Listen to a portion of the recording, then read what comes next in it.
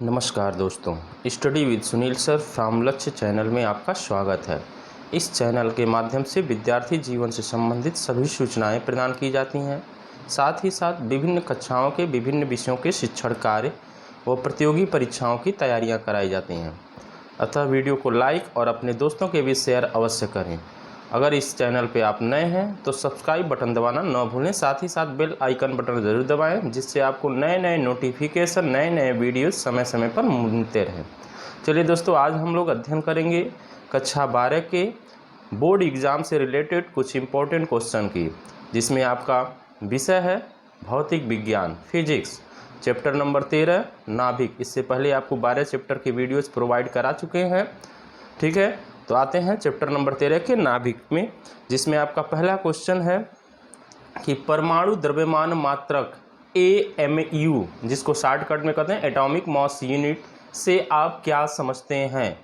ठीक है, तो ये इंपॉर्टेंट क्वेश्चन है। उसके साथ साथ इसी में है 1 AMU तथा किलोग्राम में संबंध, यानी कि AMU और किलोग्राम में आपको संबंध बताना है। ठीक, आते हैं क्वेश्चन नंबर 2 की तरफ।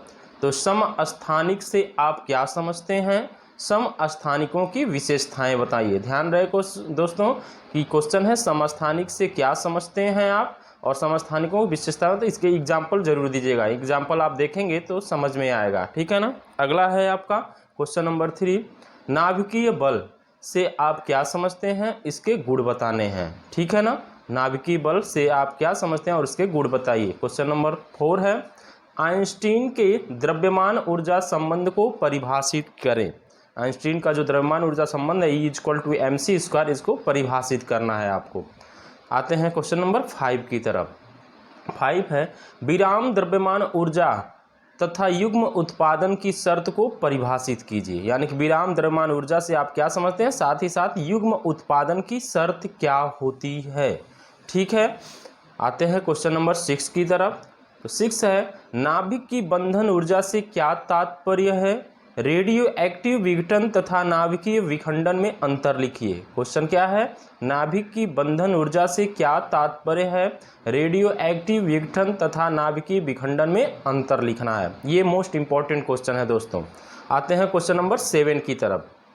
7 नंबर फुल नंबर का क्वेश्चन है। 4 से 6 नंबर में यह क्वेश्चन बनता है कि नाभिकीय रिएक्टर के प्रमुख भागों का उल्लेख कर इस प्रक्रिया को स्पष्ट कीजिए। कि परमाणु भट्टी, जो नाभिकीय रिएक्टर और परमाणु भट्टी जिसको कहते हैं, उसमें के जो प्रमुख भाग होते हैं वो क्या होते हैं और इसका कार्य क्या होता है। ठीक है ना, तो इसको आपको स्पष्ट करना है कि कौन कौन से इसमें भाग होते हैं, उनकी क्रियाविधि क्या होती है। आते हैं क्वेश्चन नंबर 8 की तरफ। तो 8 नंबर क्वेश्चन है, नाभिकीय संलयन से आप क्या समझते हैं, यह अभिक्रिया सामान्य ताप पर क्यों संभव नहीं है। ये मोस्ट इंपॉर्टेंट क्वेश्चन है दोस्तों।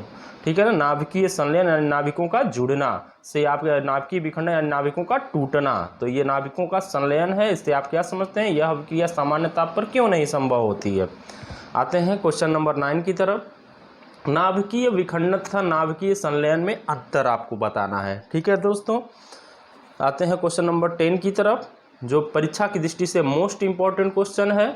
तो क्वेश्चन है आपका, नाभिकीय संलयन के आधार पर सौर ऊर्जा के स्रोत की व्याख्या आवश्यक समीकरणों के साथ कीजिए। ठीक है ना, नाभिकीय संलयन के आधार पर सूर्य का जो सौर ऊर्जा, सूर्य से हमारी ऊर्जा प्राप्त होती है, उसके बारे में आपको लिखना है कि कैसे ये प्राप्त होती है, इसमें कैसे हाइड्रोजन के नाभिक संलयित होते हैं, हीलियम के नाभिकों से संलयित होते हैं, हीलियम के नाभिक बनाते हैं। ठीक है ना, तो इस कंडीशन में आपको ये जो रिएक्शंस होते हैं उसको देने होंगे। ठीक है ना, ये मोस्ट इंपॉर्टेंट क्वेश्चन है फुल नंबर में। आते हैं इसी चैप्टर के कुछ ऑब्जेक्टिव क्वेश्चन की तरफ। तो ऑब्जेक्टिव क्वेश्चन में क्वेश्चन नंबर 1 है आपका कि नाभिक में मूल कण होते हैं। सिंपल सा क्वेश्चन है दोस्तों। तो नाभिक में मूल कण कौन कौन होते हैं, तो आप जानते हैं न्यूट्रॉन होते हैं और प्रोटॉन होते हैं। ठीक है ना, जिसमें तो इनकी संख्या कितनी है, 2 होती है।